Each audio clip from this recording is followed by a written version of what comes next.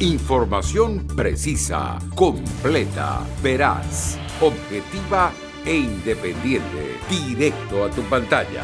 Radio Caracas Radio presenta Voz de América. Estados Unidos vota y gana la democracia. Esto es Foro. Le saluda Gonzalo Abarca. Issued a statement of administration policy. The best and the fine.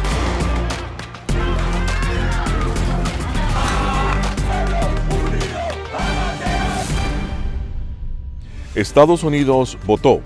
Lo hizo en medio de una pandemia que cambió la forma en que tradicionalmente se ejerce el derecho al sufragio en este país. Unos 100 millones de personas de los 240 millones habilitados para votar lo hicieron de manera anticipada, ya sea personalmente o por correo. El derecho al voto sigue siendo el corazón mismo de una joven democracia que respeta la libertad, los derechos individuales y la oposición política. En el país, el propio proceso electoral no está exento del cuestionamiento ciudadano. Por eso, las Cortes juegan un papel importante en el resguardo de las libertades civiles. Estados Unidos votó para seleccionar no solo a su presidente, sino también un nuevo Congreso. Nuevamente, la democracia estadounidense hace gala de su civismo y compromiso con la defensa de sus derechos.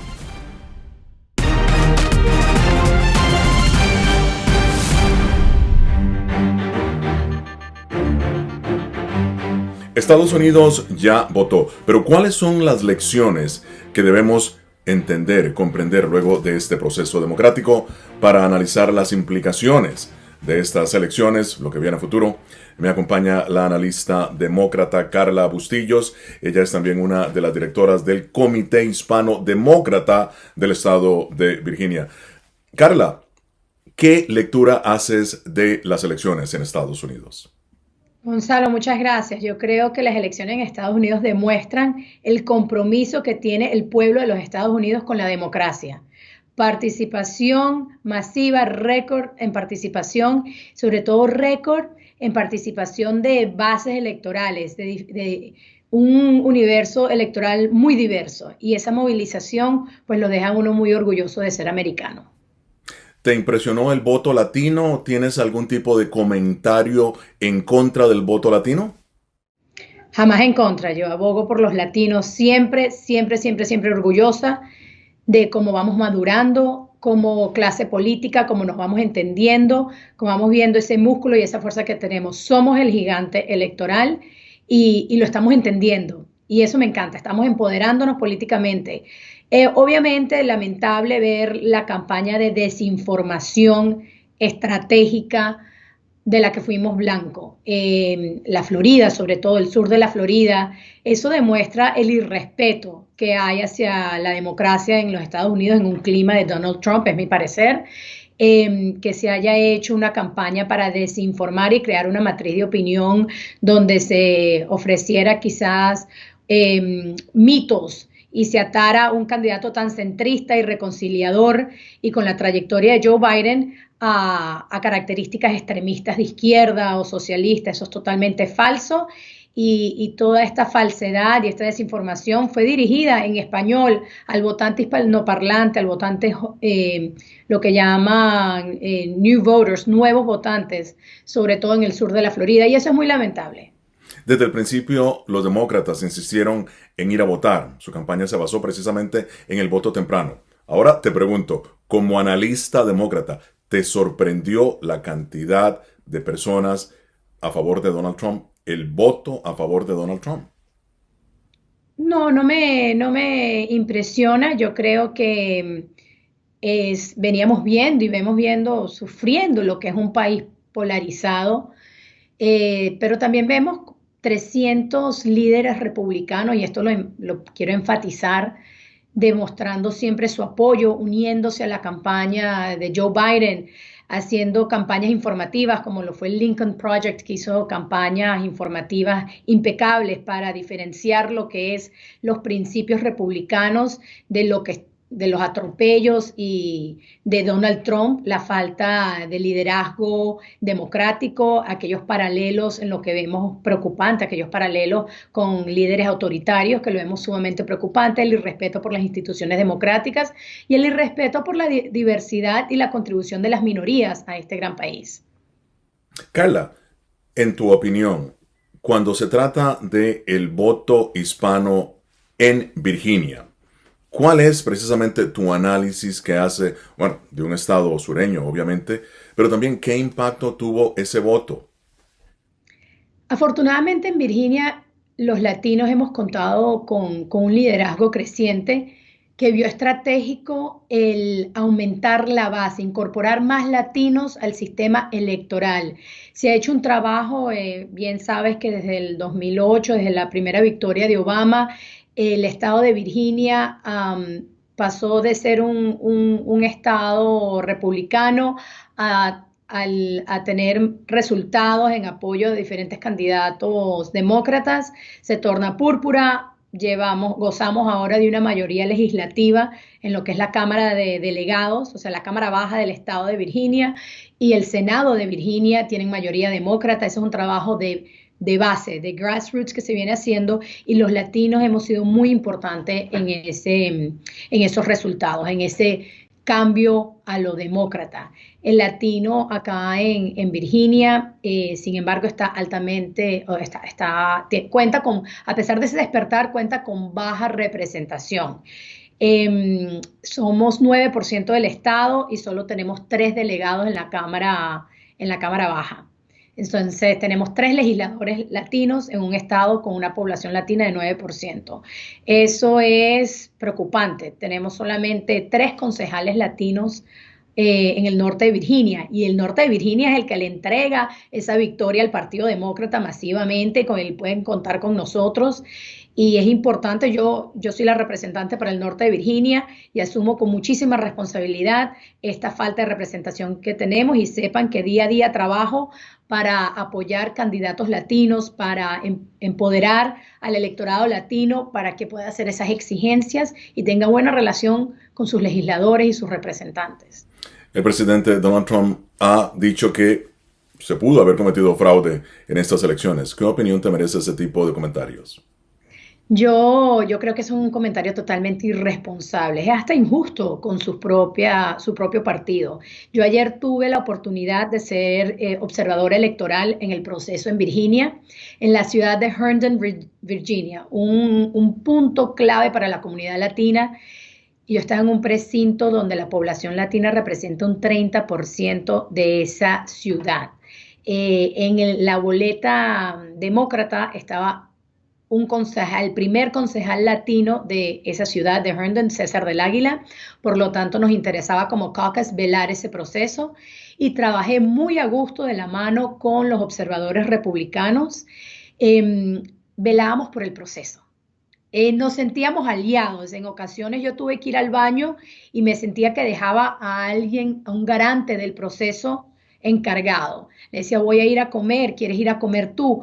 Mi compañero en el proceso fue una señora republicana y un señor republicano. Fueron mis compañeros porque estábamos ahí, nos entendíamos ciudadanos velando por el proceso. En Virginia fue un proceso bastante regular. En la ciudad de Herndon quiero agradecerle a todos esos voluntarios que estaban ahí gozando, haciendo una gran fiesta democrática, y a todos quienes llegaron a votar. Muy contenta.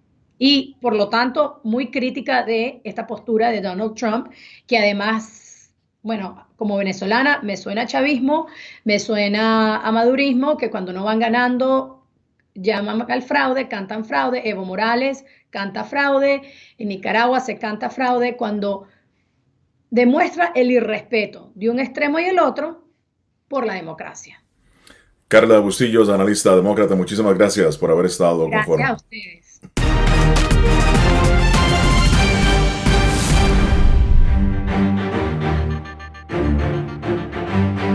Grandes lecciones nos dejan estas elecciones del 2020. Pero, ¿cuál es el impacto inmediato? ¿Qué podemos entender? ¿Cuál es el mensaje para el mundo? Para contestar estas y otras preguntas, me acompaña Sergio de la Peña, analista republicano. Él fue el secretario de Estado adjunto del Departamento de Defensa para el Hemisferio Occidental. Sergio, gracias por estar con nosotros. ¿Qué lecciones nos dejan estas elecciones 2020 históricas, por cierto, Sergio? Ciertamente que son muy históricas. Lo que nos deja es que son sin precedente, porque empezamos un nuevo sistema de votación y que tiene ciertas irregularidades que no habíamos tenido en anteriores elecciones. Por ejemplo, empezamos con las boletas de correo, donde llegan a una persona, no las tiene que pedir, solo llegan. A veces llega más que una. Tengo varios ejemplos de amigos que han recibido más que una boleta. No se sabe si cada vez que le ponen un nombre, una variación al nombre, se está contando como más que un voto para una persona. Esas irregularidades existen. Además, lo que pasó fue que no era lo típico de antes, donde uno si quiere la boleta la puede pedir. Entonces tiene que ser confirmada, tiene unos procesos para que prevenga el fraude. Lo que vemos ahora es que no se puede determinar si existe fraude o no. Sin embargo, Sergio, ¿tú crees que ese fraude al que se refirió el presidente Trump, del que tú también estás hablando, que existe esa posibilidad, sea tan masivo como para cambiar precisamente la distribución de votos en un estado? Y si acuerdas, antes de las elecciones estaba hablando de que estaban apareciendo miles, décimos de miles de boletas que se hallaban en botes de basura, se hallaban en distintos lugares. Entonces, si no hay control sobre esas boletas, ¿cómo se sabe si están correctas o no?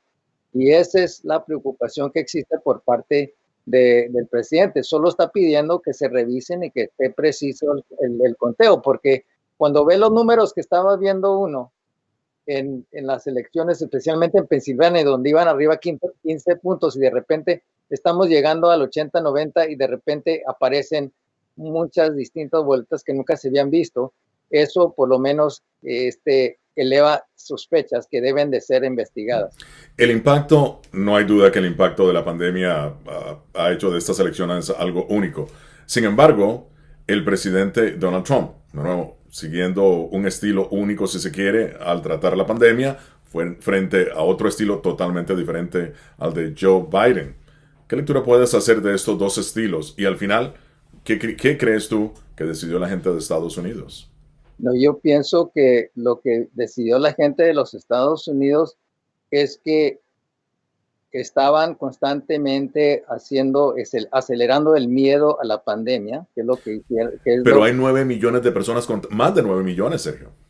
Pero ¿cuánta gente está falleciendo? Cuando uno compara los niveles, los índices de quién muere y quién sobrevive, y cómo se está contando, no hay ninguna manera de saber precisamente cuál es el conteo. Por ejemplo, yo hablé con un bombero hace poco y me estaba diciendo que del equipo de él, cada vez que una persona salía positiva una vez, eso se contaba como otro caso más. Así que si una persona la prueban 3, 4 veces y sale positiva 3 o 4 veces, eso se incrementa al total.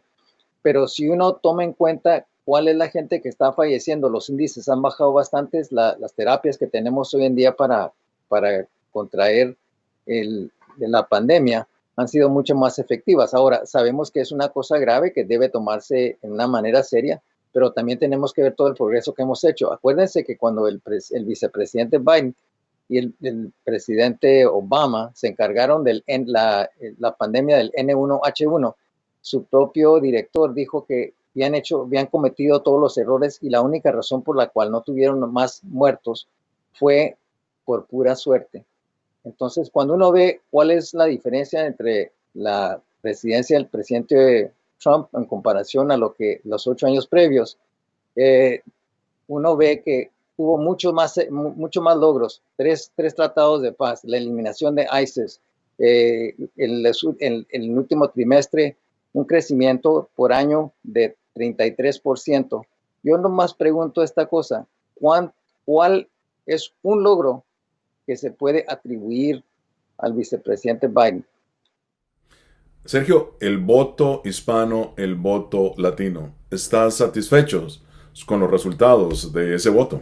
No, yo pienso que lo que estamos viendo es que está cambiando la dinámica en quién vota por quién, porque la gente que más tiene beneficio de una administración del vicepresidente Biden son las corporaciones grandísimas y la gente pobre, porque la gente que tiene que pagar en impuestos para la gente pobre es la gente que trabaja, la gente de media clase. Y en ese aspecto, la gente que favorece al presidente Trump es una conversión, porque antes el pueblo trabajador estaba más alineado al Partido Demócrata. Ahora lo que estamos viendo es que el vicepresidente Biden se trata de hablar de gente fea y los chumps, los tontos, refiriendo a la gente que vota por el presidente Trump. Sin embargo, ese establecimiento de protocolos que estás hablando, para muchos es un cuestionamiento al sistema democrático de Estados Unidos en sí, a la democracia como tal. Mira, te pregunto que si en México, yo tuve la oportunidad de observar elecciones en México. Allí tenía uno que llegar con un carnet de votación, con una huella digital que tenía que ser comprobada, y uno metía el dedo en tinta y había observadores de todos los partidos observando cada voto que se estaba introduciendo para asegurar que el voto estaba correcto. El asunto de que tenemos la pandemia y tenemos que extender la votación hasta un mes, no es una manera que se puede ver como un buen modelo para la democracia. Lo que sucede cuando uno prolonga este periodo es que, por ejemplo, en los debates, el último debate, ya había bastante gente que había votado. No se vio lo que está sucediendo actualmente con el hijo del vicepresidente Biden, que está bajo juicio criminal por la FBI, que empezó en diciembre. Eso apenas acaba de salir y eso está corroborado. Y cuando uno ve la manera en que los medios de comunicación ocultaron esa información, es preocupante. Entonces, cuando toma uno todos estos factores, por lo menos uno tiene que hacerse la pregunta, ¿estamos jugando en un campo nivelado? Sergio de la Peña, siempre un placer tenerte con nosotros, muy amable por Gracias. haber estado en Foro.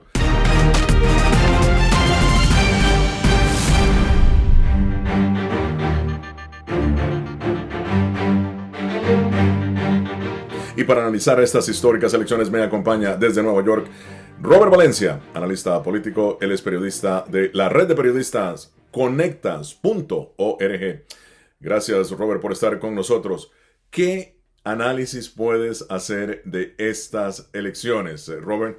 Estas han sido unas elecciones infartantes, pero nada fuera de lo que ya sabíamos o de lo que, digamos, todo lo que hemos visto hasta el momento ya estaba pronosticado, de que Donald Trump iba a interponer una demanda para los conteos en algunos de los estados, de que iba a utilizar la figura de la Corte Suprema. Por eso fue que ellos hicieron la nominación y eventual posicionamiento o postulación de Amy Coney Barrett como la novena jueza, en esperanzas de que en caso de entrar en un periodo de incertidumbre electoral, pues la Corte Suprema haría lo propio, como fue en el año 2000, cuando en aquel entonces era George W. Bush y Al Gore los candidatos. Pero yo creo que aquí hay una lección mucho más grande, Gonzalo, y es que los estadounidenses no pueden tomar por sentado la democracia. Yo creo que si hay algo que esto nos ha servido de lección, si se quiere decir, es que las personas tienen que salir a votar. Recordemos que aquí en Estados Unidos el voto no es obligatorio. Y Estados Unidos, a pesar de ser una potencia mundial, como bien lo sabemos, y es el adalid de la democracia, pues no está exento del populismo, no está exento de líderes con tintes o con ínfulas de un dictador, pero la lección más grande, Gonzalo, es que este país tiene que aprender que la democracia no solamente se cumple en el ejercicio del voto, sino que hay que preservarla realmente. Pero qué interesante lo que estás diciendo, Robert, porque en realidad, como nunca antes, se logró una participación masiva del electorado, más que en el 2016. Sin embargo, en tu opinión, no se consolida la democracia solamente con el voto. ¿Es así, Robert? A ver, voy a aclarar un poco ese asunto. Cuando yo hablo de democracia, obviamente, pues todo el mundo tiene derecho al voto y existe todavía una división de poderes, o sea que hay digamos, hay una democracia. Pero hay muchas cosas que aquí hay que cuestionarnos. Por ejemplo, la figura del colegio electoral. Si uno se remite a la historia, los fundadores de la patria decían que ese colegio existe para que precisamente personas como Donald Trump no asciendan al poder. Ahora, eso es lo que se cuestiona. Si queremos evitar que un populista, un demagogo de la categoría de Donald Trump no suba al poder, entonces, ¿de qué sirve realmente el colegio electoral? Obviamente está la discusión de tratar de equilibrar la participación de estados que tienen menor poderío en la nación, etcétera. Obviamente no es un debate fácil o que alguien tenga la razón en absoluto. Obviamente es un debate que continúa, pero me refiero a que, digamos, ¿quién está realmente capacitado para ejercer la oficina o el cargo más alto del país? Porque lamentablemente, y esto es algo que también me sorprende de las elecciones, es que a pesar de un récord difícil de defender para Donald Trump, porque estamos en un momento donde la economía todavía está en crisis, aunque ha hecho ganancias, se han recuperado ciertos trabajos aquí en Estados Unidos, pues no alcanza a compensar lo que se venía alcanzando en los últimos 3 años y medio o incluso antes de que la pandemia nos golpeara de la manera como nos golpeó aquí en Estados Unidos, pero también la tensión racial que no veíamos de los años 60, la crisis de salubridad que hay en este país desde 1918. Es decir, se han juntado todos los males realmente en este país bajo una administración y a pesar de eso, vemos que Donald Trump tiene un séquito de seguidores amplio. Es decir, muchos pensaban en el exterior que las elecciones las iba a ganar Biden de manera holgada y realmente no fue así. En tu opinión, ¿cuál fue la mejor estrategia? ¿La de Joe Biden pidiendo el voto anticipado, que se hizo masivamente debido a la pandemia, o la de Donald Trump, que pidió ir personalmente a votar? Bueno, yo creo que aquí, como vos lo mencionas, yo creo que aquí eso era lo que estaban pronosticado. Obviamente, la estrategia de Donald Trump era la de invitar a los republicanos, a sus seguidores, a votar de manera presencial en la noche de elecciones. Y obviamente, esto lo hizo precisamente para impulsar la narrativa de que él iba a ganar esa noche y por eso en repetidas ocasiones decía que el ganador de la presidencia tenía que ser anunciado en la noche del 3 de noviembre. Realmente, pues eso no fue así, porque sabíamos que los votos que todavía siguen en contabilidad, por ejemplo, nosotros no sabemos qué está pasando en algunos de los estados. Por ejemplo, vimos que en Georgia hubo un problema con una tubería que explotó y atrasó el conteo. Por ejemplo, lo que vimos en Pensilvania, donde se detuvo el conteo en ciertas partes del estado, lo mismo que ocurrió en Nevada. Así que yo creo que, es decir, yo creo que esa fue la mayor lección, es que veíamos esa transición azul, lo que le llamaban en inglés el blue shift, que es, sí, se veía a Donald Trump aventajando en el número y en la intención del voto en la noche de elecciones, pero luego veíamos un ascenso de Joe Biden. Joe Biden iba ascendiendo. Por ejemplo, lo vimos en Wisconsin, lo vimos en Michigan, lo vimos en Virginia, etcétera, etcétera. Yo creo que esa fue era la estrategia que se esperaba realmente, era de un lado y el otro, y así fue como se dieron los resultados. Robert Valencia, muchísimas gracias por haber estado con nosotros. Siempre un placer tenerte en Foro. De esta forma llegamos al final de esta edición de Foro de La Voz de América. Los espero la próxima semana con el análisis más allá de los titulares desde Washington. Les habló Gonzalo Abarca.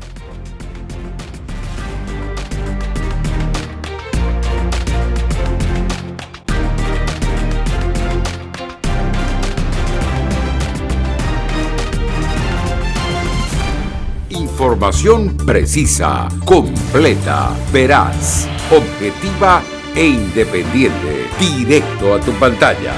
Voz de América en RCR 750.